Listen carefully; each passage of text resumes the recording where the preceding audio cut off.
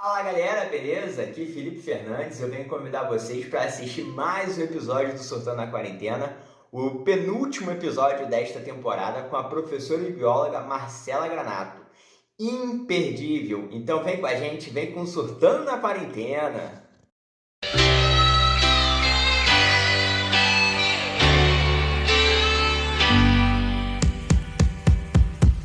Todo mundo louco, oba, tá todo mundo louco, oba, tá todo mundo louco, oba, tá todo mundo louco, oba, todo mundo louco, oba, tá todo mundo louco, oba.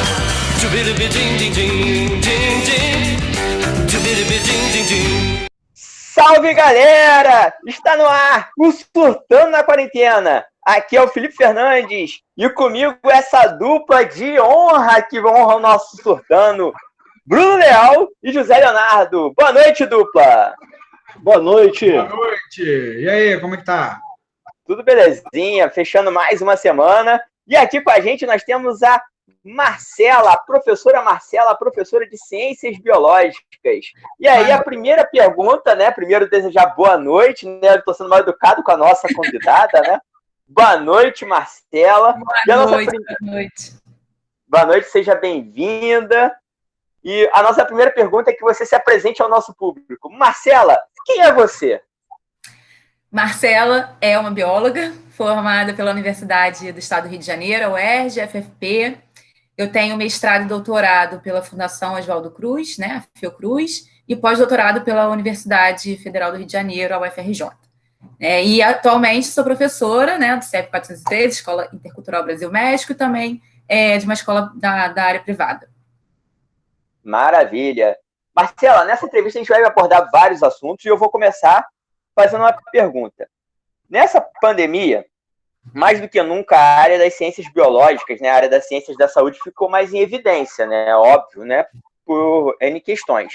E a minha pergunta, então, é o seguinte: um dos conflitos ideológicos que aconteceu, né, que vem acontecendo nesses últimos meses, é a questão do negacionismo que ficou mais forte. E a minha pergunta é a seguinte: como que você vê essa visão negacionista em nossa sociedade? Você, como uma bióloga, vendo quais são esses impactos que a gente pode ter no nosso dia a dia? Bom, Felipe, assim, a questão do negacionismo é complicado. Eles encontram, na verdade, uma sustentação em teorias sem fundamento, né? Sem nenhum embasamento, e que, na verdade, acaba favorecendo interesses políticos e religiosos, principalmente.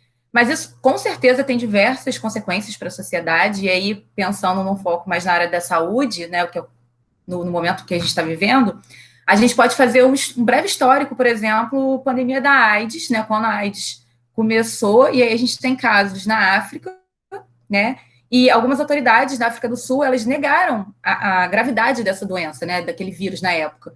E hoje a gente tem a maior quantidade de indivíduos infectados no mundo, né, eles se encontram na África. De outra forma, a gente pode também dar um outro caso, que foi o caso no Congo, né, na época do ebola, né, quando teve o surto do ebola. Na verdade, o ebola ele nunca acabou, né, na África, ele vem tendo vários surtos, mas o maior de todos há pouco tempo, em que foram disseminadas diversas informações infundadas, né, e hoje a gente pode dizer que mentirosas mesmo, que os médicos e os cientistas, eles estavam disseminando a doença, né. E o que ocasionou foi que muitas áreas, esses médicos, esses pesquisadores, eles foram linchados e proibidos de entrar. E aí você teve, obviamente, o aumento de casos de taxa de contaminação nessas áreas, aumento de mortalidade, né? Então, tudo isso por negacionismo de ciência, por negacionismo de gravidade da doença, né, de vinculação de informações errôneas, né? E a gente tem um grande exemplo atual, que é o movimento antivacina, né? Que é o grande exemplo de negacionismo da ciência, em que você tem um movimento que ele surge sem embasamento, né? E aí a gente dá um exemplo, né, que eles falavam, porque vacina pode causar autismo. E isso já foi mais do que comprovado que é mentira, né? Já diversos artigos, diversas pesquisas já mostraram que isso é uma informação mentirosa, que é errado. Então, a gente começa a ver, por exemplo, o surgimento de doenças antigas, como o sarampo, né? Então, a gente tem diversos casos de sarampo hoje no Brasil, que é uma doença que pode ser prevenida, né? Estava erradicada, né? Estava erradicada, e hoje em dia você tem diversos casos, né? Você tem, por exemplo, a meta de vacinação da poliomielite que não foi atingida. Então, você começa a ter o surgimento de novas, de doenças que já estavam erradicadas, né?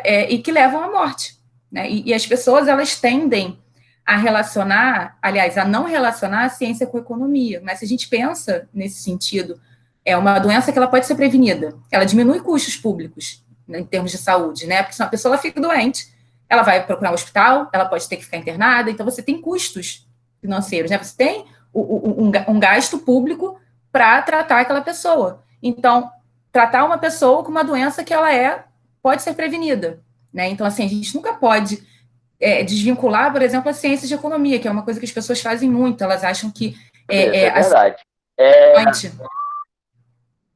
Isso. Eu ia fazer só mais um parêntese sobre essa questão de que, assim, eu acho que isso também está muito relacionado, Felipe, à desconfiança da ciência atual. E esse negacionismo, ele relaciona, por exemplo, os ataques às universidades públicas, né? Aqui no Brasil, a gente sabe que a gente faz ciência principalmente em universidades públicas, né? Os institutos e os centros de pesquisa, eles estão principalmente vinculados a universidades públicas.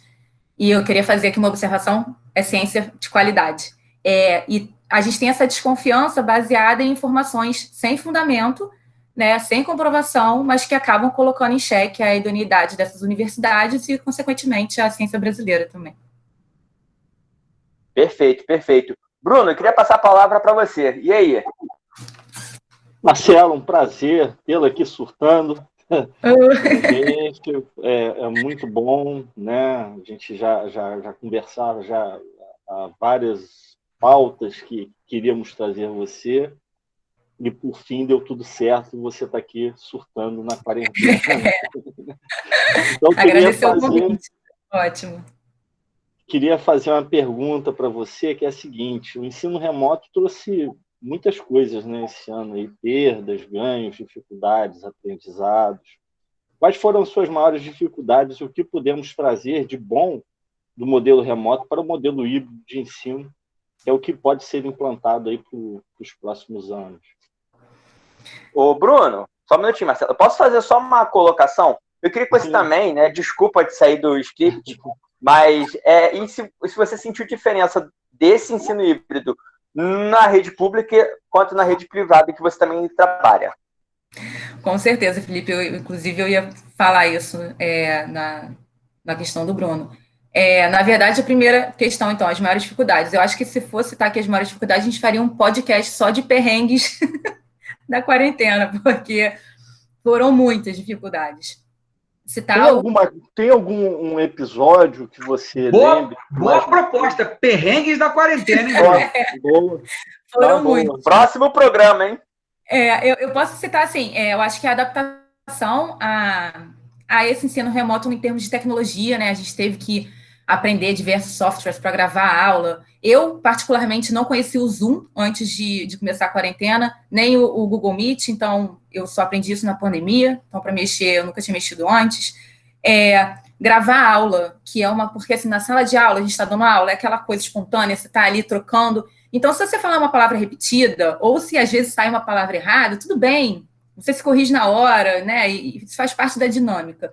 Agora, você para gravar a aula, sai uma palavra atrás da outra, você percebe aquilo, né? E fica gravado, não tem como. Então, teve uma aula que eu gravei mais 4 vezes, sem brincadeira. Eu gravei e falei, tá legal. Aí voltava. Aí gravava de novo. Falei essa palavra, eu gravei mais 4 vezes, sem brincadeira essa aula, assim. Era um terror, sabe? Então, eu prefiro dar aula por plataforma online, assim, ao vivo, pelo Zoom, pelo Meet, do que eu ter que gravar a aula, porque ainda mais quando a pessoa é perfeccionista, sai uma palavrinha do que você não ensaiou, aquilo para você já escuta, já é o ó. E eu acho que tornar a casa um ambiente de trabalho. Eu precisava, né, de uma mesa grande para ter livro, cadernos, essas coisas, e aí a mesa da minha sala virou minha mesa de trabalho. Então, eu estava no mesmo lugar de lazer para o mesmo lugar de trabalho. E isso é complicado, porque você não muda o seu ambiente, né? Então, foi realmente muito difícil. E tarefa de casa. Às vezes, você estava aqui, tô dando aula, não sei o quê, botei a roupa para lavar. Aí, ficou lavando, né? E cadê que eu tirei? Aí, o dia seguinte... E não pode deixar queimar o arroz, hein? Esqueci. Olha, aconteceu cada coisa. Eu falei, esqueci a roupa. Ficou com cheiro de mofo, tem que lavar de novo. Aí, tem que lavar de novo a roupa que você esqueceu.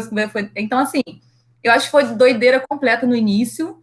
A gente conseguiu se adaptar, né, na medida do possível, mas o início eu realmente tive muita dificuldade. Acredito todo mundo, né? Você não tem filho.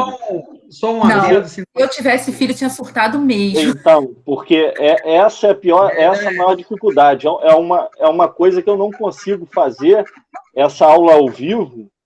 Uma das questões, obviamente, tem questões tecnológicas, né, que eu tenho uma certa dificuldade aqui, meu computador quebrou no início, né, da quarentena, mas as crianças correndo. Eu moro no apartamento e as crianças, né, elas ficam correndo. Você imagina, dar aula desse jeito. Você conhece minha filha? Você conhece minha filha, né? Sim, sim. Bom, a aula ao vivo que a gente teve que dar com ela pulando na minha... Até do Surtando ela participou? E teve um dia, só para compartilhar, que a gente estava num evento, que aí eu ouço uma voz lá do banheiro ficar próximo aqui onde eu gravo, ela, papai, vem me limpar! Maravilhoso. Maravilhoso, Maravilhoso, porque assim, não tem como não rir, Zé, sabe? Porque na hora, para você, com certeza, não é a mesma situação para mim, né? Eu tô achando engraçado que não foi eu que passei, né? Mas são perrengues que a gente passou mesmo, de às vezes tá aqui dando aula e passa alguém da sua casa. Assim, meu marido já passou e eu falei assim, cara, você tá aparecendo na gravação ao vivo, tô dando aula. Ele, caraca, achei que não tivesse aparecendo e tal. E não tem como a gente controlar, né? A gente tá dentro da nossa casa, por exemplo, o Bruno, com as crianças correndo dentro de casa, sua filha correndo, eles já estão trancados dentro de casa. Como que você fala para se controlar num momento desse, entendeu? É muito complicado. Eu acho que essa dificuldade foi a dificuldade de todas as famílias, assim, que tiveram, dos professores, né, que tiveram que se adaptar para dar aula online, né, ao vivo. E o que de bom? O que de bom, né? Eu confesso assim, eu acho que nada substitui o ensino presencial. Tá? Eu acho que a aula presencial, completamente presencial, ela é extremamente importante. Para mim, o ensino remoto não substitui. Mas eu acho, né, acredito que as tecnologias que a gente, né, teve que aprender, elas são muito úteis nesse ensino híbrido. Né? E acredito também que depois, quando a gente voltar para o presencial, a gente também possa continuar utilizando. Então, vamos supor, o FET, que é uma plataforma, né, que você pode desenvolver temas como química e física, então você pode montar um átomo, ajudar a construir um átomo, você pode estudar diferentes tipos de alavancas, entendeu? A gente tem o Kahoot, que é uma plataforma que você faz quiz, né, de perguntas e respostas sobre um tema, e aí pode ser pelo celular, então os alunos eles podem, ao mesmo tempo... eles adoram. E eles podem usar tanto em sala de aula quanto em casa, né? Então, assim, é uma coisa viável para esse ensino híbrido. A gente tem também o Scratch, que é uma plataforma em que dá para você montar jogos. Eu montei com os alunos jogos didáticos. Então, assim, eles montaram o próprio jogo deles, né? Fizeram com perguntas, com respostas deles. Então, você pode montar isso tanto em casa, né, quanto na escola. Então, isso, com certeza, daria para você unir ao ensino híbrido, né? Então, e acho que é importante porque a gente vive numa era, né, que é cada vez mais conectada, né? Então, isso aproxima muito mais os alunos, né? E eu acho que a gente tem que trazer realmente essas tecnologias para a educação. Só que aí a gente entra numa questão que o Felipe até perguntou, que é justamente esse abismo que a gente tem entre o ensino público e o particular. A gente está falando aqui sobre plataformas, tecnologias digitais, mas os alunos de ensino público não têm. A gente viu isso, né, claramente nessa pandemia. Eles não têm acesso. Então, para que esse ensino híbrido ele funcione de verdade, a gente tem que ter política pública e investimento na área de educação pública, né, que faça com que permitam esses alunos a utilizarem essas tecnologias. Porque, assim, a gente está vendo que a disparidade é muito grande e o ensino híbrido, se você não tiver como os alunos que ficarem em casa, eles tiverem acesso ao mesmo conteúdo que os alunos que estiverem no colégio, isso não vai funcionar. Então, eu acredito que só vai funcionar se a gente tiver política pública e investimento mesmo para esse ensino público, para utilizar essas ferramentas. Perfeito, perfeito. Vou passar a palavra agora para José Leonardo. Fala aí, Zé, tua vez. Boa noite, Marcela, né? Bom, primeiro é uma honra, um prazer te receber aqui nesse maior podcast do mundo, que é o Surtando na Quarentena, né? Realmente uma audiência estratosférica, né? principalmente no CIEP 413, onde nós temos uma fã, que é a professora Lúcia Barroso do Amaral, que não perde um. Né? Grande Lúcia, um abraço especial para a Lúcia. Grande beijo, né? Assim, antes de mais nada, Marcela, assim, eu quero parabenizar você, sim, pelo trabalho que você vem realizando, né, nas turmas do CIEP 413, do Intercultural Brasil-México, Adão Pereira Nunes, né? Seu empenho, sua dedicação, seu esforço. Não são turmas, né, muito simples de trabalhar, mas você mostra uma dedicação, um empenho muito grande, né, um esforço, levar um pouquinho dessa produção científica da qual você faz parte, né, aos alunos, aos nossos pais. E acho que aquele ciclo de palestra que a gente fez lá no CIEP, ainda no ensino remoto, que foi a pandemia do saber, né, da qual você, né, foi uma peça importante. Inclusive, o Pandemia do Saber não poderia ter existido sem você. Então, a gente quer agradecer, em primeiro lugar, isso aí, né? Isso é uma mostra do seu empenho, né? Assim, tendo dito isso, né, eu quero que você primeiro faça uma análise, né, sobre o comportamento da população brasileira durante essa pandemia, né? Até porque é notório que a gente conseguiu até fazer alguns meses, né, de distanciamento social. Falo de distanciamento social porque a gente, de fato, não teve lockdown nesse país, né? Teve políticas mais ou menos, né, cumpridas aí de distanciamento social, né? Mas depois de alguns meses o que houve foi um relaxamento disso, né? E os reflexos desse relaxamento eu acho que a gente pode presenciar hoje, né? Bom, a maioria relaxou nesse distanciamento social, a grande parte, a maior parte, assim, por necessidade mesmo de ganhar vida, né, de ganhar dinheiro, mas, assim, muitos também por não acreditarem, né, no potencial destrutivo dessa doença, né, da Covid-19. A minha pergunta, então, é para você, né, onde nós, educadores, falhamos? Né? Onde é que o nosso papel, né, de informar a população, de educá-la, onde é que a gente falhou nesse sentido? Indo mais além, né, o quanto o comportamento da população, se é que houve esse comportamento que eu estou colocando para você, não refletiu o comportamento das autoridades desse país, né? E se fôssemos hierarquizar as responsabilidades, a quem recairia a maior parcela da culpa aí por esses problemas que eu estou falando para você? Bom, Zé, queria agradecer os elogios feitos. O ciclo de palestras foi realmente maravilhoso. Eu fiquei muito feliz de ver a participação tanto dos alunos quanto dos pais, né? Isso foi extremamente importante, porque aquelas informações, elas são importantes, e a gente está falando de leigo, então levar esse tipo de informação foi muito legal. Em relação a essa questão que você falou, por exemplo, do lockdown, realmente, aqui a gente não teve lockdown, né? O distanciamento social em algumas regiões nem existiu, então, se a gente pensar aí em São Gonçalo, em determinados momentos, a gente via vida no comércio, bares cheios, as pessoas na rua sem máscara, como se nem tivesse existindo uma pandemia, né? E isso aconteceu em diversas regiões do Brasil, não foi só, estou citando aí, porque é o lugar onde é a localização da escola, né? Eu acho que, olha, em relação a essa questão, eu acho que a gente pode pontuar. Eu acho que a falta de políticas públicas voltadas para a educação, como, por exemplo, investimento para construção de laboratórios ou compra de materiais que a gente possa realizar práticas em sala de aula para desenvolver o pensamento científico. Eu acho que isso, por exemplo, isso em relação ao ensino público, tá? Porque a gente vê, aí entra na questão que até que a gente falou anteriormente com o Felipe, essa diferença entre o ensino público e ensino particular. Nesse caso de investimentos e políticas públicas, eu estou me referindo até a ensino mais público, porque a gente realmente não tem essa infraestrutura de laboratório, nem materiais para que a gente possa desenvolver esse tipo de prática que leva realmente ao pensamento científico. E eu acho que isso, os alunos acabam não tendo muito contato com esse universo científico, né? E aí a gente pega esses alunos que eles são muito leigos no assunto. Na verdade, se a gente parar para pensar, boa parte da população é muito leiga nesse assunto quando a gente fala de ciência, né?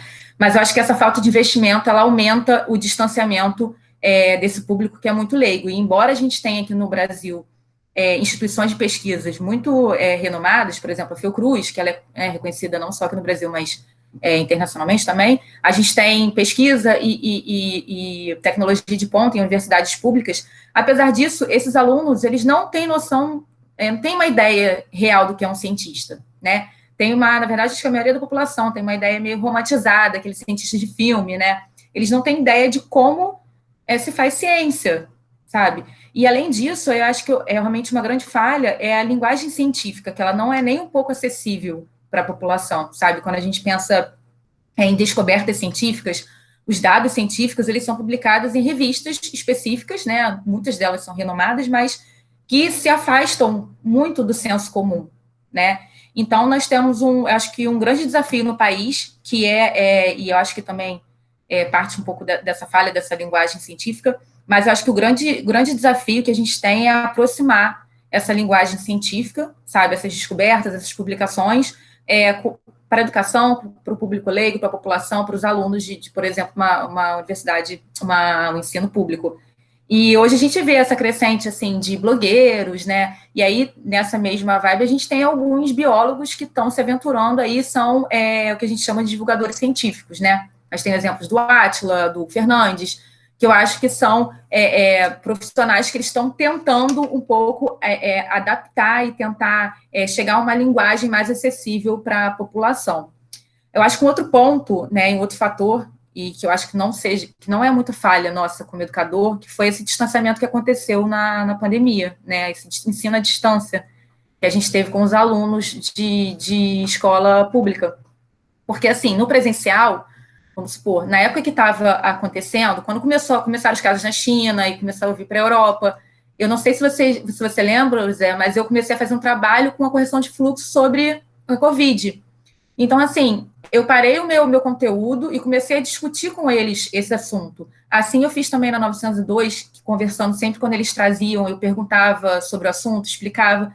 Então, lá no presencial, a gente tinha como desmistificar alguns assuntos, a gente tinha como combater essa cultura de fake news, que hoje em dia é dificílimo. Então, lá eles traziam informações que eles tinham recebido no WhatsApp. Eu falava, gente, não é bem assim, aí parava, explicava. Então, a gente tinha esse contato presencial que, com esse ensino remoto, ele foi um pouco perdido.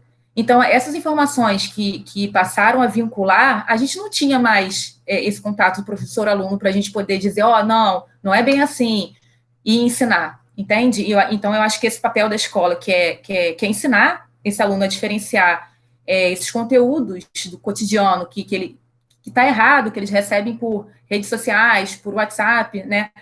E guiar esse aluno para o entendimento desse conteúdo correto, eu acho que ele foi muito perdido durante a pandemia, e não acho que isso seja culpa nossa, eu acho que é culpa mesmo de falta de política pública, em que eles não deram condições desses alunos do ensino público acompanharem os alunos do ensino particular. Perfeito, perfeito. Marcela, estamos chegando... Oi, pode falar. Desculpa, é porque a pergunta do Zé foi complexa, você vai falar só o comportamento da população, porque eu não falei, que eu esqueci.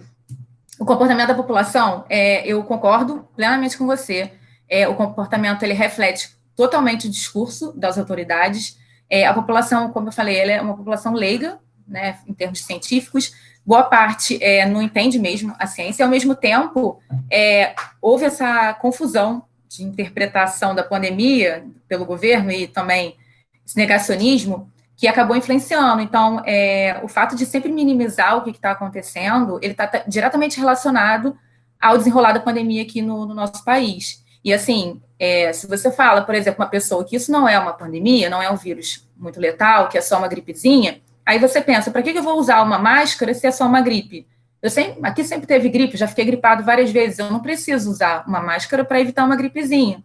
Se você fala para um cara, mantenha o distanciamento social, mas esse cara ele tem que sair de casa para trabalhar e ele pega um ônibus lotado, sem condições nenhuma de se prevenir, sabe? É muito contraditório. Então, o comportamento das autoridades ele está completamente relacionado ao comportamento da população. E aí vem a parte da culpa, que eu acho que também está relacionada a isso. Para mim, na minha opinião, tá? A maior culpa assim, que a gente pode botar, a gente poderia, né, falar de vários setores, mas eu acho que é sim das autoridades. Elas deveriam ter tomado medidas de contenção e de prevenção desde o início, tá? Eu acho que mesmo sendo uma doença nova, né, pegou todo mundo de surpresa, a Organização Mundial da Saúde, ela avisou que estava chegando, ela disponibilizou protocolos que alguns países seguiram, e o Brasil não seguiu esse caminho, né? Então, acho que se tivessem medidas mais restritivas, e principalmente que elas tivessem sido feitas, realizadas de forma correta, eu acho que a gente tinha um cenário diferente aqui no Brasil, tá? Não só em termos de saúde, mas economicamente falando também. E aí eu queria fazer, só para fechar, um ponderamento em relação à Organização Mundial de Saúde, que foi muito descredibilizada, né, durante esse período. Só que as pessoas tinham que entender que a pandemia estava acontecendo, né? Mas, assim, ao mesmo tempo que a pandemia está acontecendo, as pesquisas científicas também estão acontecendo, sabe? Não é uma coisa que a gente já sabia há muitos anos. O vírus, ele é novo para a população, como ele é novo para a comunidade científica. Então, tudo está sendo descoberto ao mesmo tempo que a pandemia está acontecendo. Então, por exemplo, hoje, eles vamos descobrir alguma coisa. A OMS vai lá e fala, o protocolo é esse. Semana que vem pode não ser o mesmo, porque dessa semana para a semana que vem pode ter muita coisa acontecendo sobre a pandemia, são muitos estudos sendo realizados. Então, não é porque eles voltaram atrás ou porque falaram que precisam de uma complementação que eles estão errados, que eles não sabem o que eles estão fazendo. É só simplesmente uma questão que eles estão estudando ao mesmo tempo que a pandemia está acontecendo, né? Queria agradecer muito. E só um detalhe, Marcela, sobre essa questão que você fala, olha só, no século XIV nós tivemos uma grande epidemia de peste bubônica na Europa, e que nós só fomos descobrir a cura para a peste bubônica no século XX, né, com antibiótico. Pois é. Ou seja, 5 séculos depois, 6 séculos depois, né? Então, nós estamos descobrindo a cura, né, ou um tratamento eficaz para essa doença durante a pandemia, né? Ou seja, menos de um ano após 10 meses. 10 meses. A vacina mais rápida a ser produzida. Isso é a ciência, né? Isso é a Sim. ciência. Hoje em dia a gente tem uma cultura do imediatismo, né? Tudo tem que ser agora, pronto, sei que se não foi, é porque está errado. Então não é bem assim. E foi o que você falou, você imagina, obviamente que a gente pensando na tecnologia que a gente tem hoje, seria um pouco mais rápido que antigamente, claro, tudo bem. Mas foi o que o Bruno falou, é tempo recorde, sabe? O negócio foi a questão de meses. Então, assim, não é porque está errado, né? A gente tem que saber que aqui no Brasil se faz ciência com muita seriedade, né? De muita qualidade, e a OMS também é uma organização muito séria.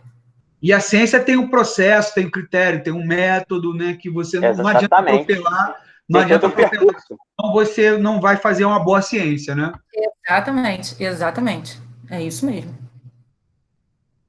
Beleza, galera. Estamos fechando mais um Surtando na Quarentena. De antemão, agradecendo a presença da Marcela aqui. E a gente sabe que nós fechamos o nosso Surtando fazendo o nosso quadro, que é o Salve. E aí eu pergunto para você, Marcela, para quem você dedica a participação no nosso programa? E eu queria mandar um salve para a galera da Escola Intercultural Brasil-México, os professores, os diretores, a equipe pedagógica, que foi muito maravilhosa esse ano. Todos vocês foram maravilhosos, foi muito bom poder dividir esse ano com vocês. Queria mandar um beijo para os alunos, meus alunos 902, correção de fluxo, para todo mundo que está escutando, para a Lúcia, que eu já fiquei sabendo que é fã. Um beijo grande. E é isso aí, galera. Um ano novo muito melhor, se Deus quiser. 2021 seja muito melhor para a gente. Amém, se Deus quiser. E você, Zé Leonardo?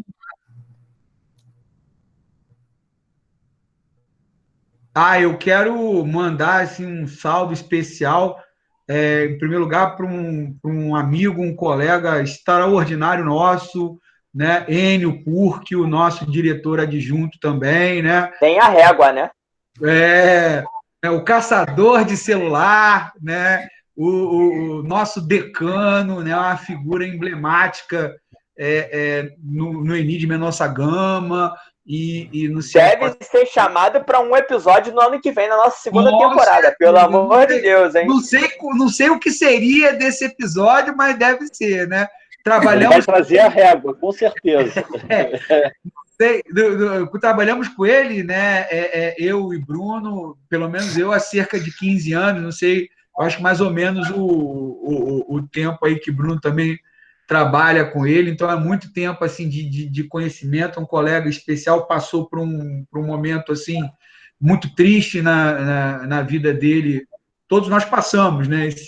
Esse ano, mas ele em especial, e aqui um abraço, né, carinhoso, afetuoso, um beijo nele.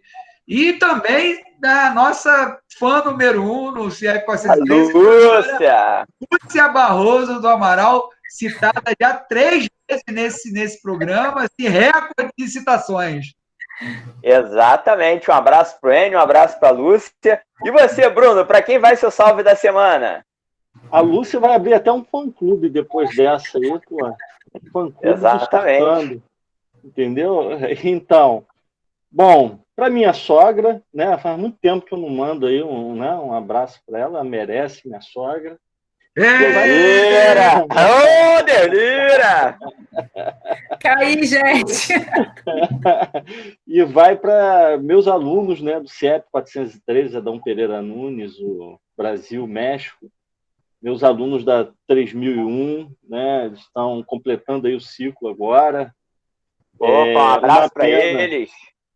Uma pena que seja dessa maneira remota, né? Muitas dificuldades, muita perda, muito, né, esforço, né? São verdadeiros heróis, são heróis da resistência, né? São sobreviventes aí dessa aula remota. Então, eu tenho muito orgulho deles, né? Dos alunos que puderam, né, ficar até o final. Que sobreviveram, né? Que eu já não aguento mais, na verdade. Imagina eles! Acho que essa coisa do ensino remoto ela tem que ser repensada, porque é uma carga, se você pensar bem, se você colocar a mesma carga de trabalho da carga que é presencial, a carga remota ela é 4, 5, 6, às vezes 10 vezes mais. Então, acho que essa questão do tempo...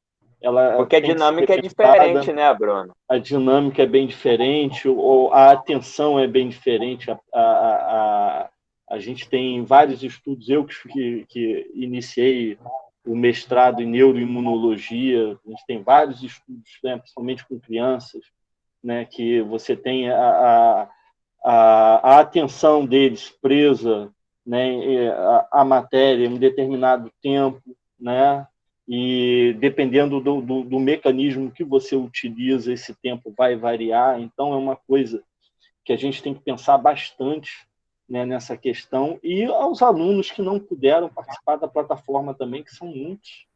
Né, que a maioria, né? Sim, exatamente. Que tiveram dificuldades e que, mesmo assim, tentaram, de alguma forma, né, completar esse ciclo aí, que é muito difícil. Eles são realmente uns heróis, eu estou muito orgulhoso deles. Parabéns, então, para a turma 3001 aí do Colégio Intercultural Brasil-México pela formatura. E, pessoal, estamos fechando a nossa edição de hoje do Surtando na Quarentena, agradecendo demais a presença da professora Marcela. Marcela, muito obrigado. Obrigada a vocês. Desculpa ter falado muito. Nada, tranquilo. Aqui o espaço é seu para você falar à vontade. E convidamos vocês para que nessas férias vocês possam maratonar os episódios anteriores e esse do Surtando na Quarentena. E também pedir para que vocês possam curtir a nossa página no YouTube, que vocês possam se inscrever, porque nós temos vários conteúdos sensacionais. E para fechar o programa de hoje, eu queria homenagear também a minha turma do 3º ano do ensino médio do Colégio Nossa Senhora das Mercês, só que de uma maneira um pouco diferente. Eu queria fechar esse programa fazendo a nossa última chamada, a minha homenagem à última chamada. Eu quero falar nominalmente, nome por nome, vai demorar um pouquinho, mas eu quero falar o nome dos 30 como uma forma de homenagem a tudo que eles viveram nesses anos no Colégio Nossa Senhora das Mercês. Então, fazendo a chamada. Pessoal, peço para que vocês possam abrir o microfone, né, como a gente sempre fez esse ano, com os alunos. Alana, Alexander, Ana Clara Camini, Beatriz, Elisa, Eduarda, Gabriel Moraes, também conhecido como Estela, Gabriel Saboia, Giovana, Guilherme, Jean Matheus, João Pedro Correia, João Pedro Costa, João Pedro Tavares, João Vitor, Júlia Fernandes, Júlia Ramos, Júlia Rocha, Letícia, Lucas, Marcela, Maria Clara, Maria Eduarda Ramos, Maria Fernanda Marini, Maria Fernanda Rosa, Matheus Augusto, Matheus Castro, Méfio, Pamela e Pedro. Esse programa é feito para vocês, dedicado a vocês. Parabéns pela formatura e fica aqui a minha homenagem. E como vocês sabem, né, fechamos mais um programa e, se puder, fique em casa. Até a próxima, galera!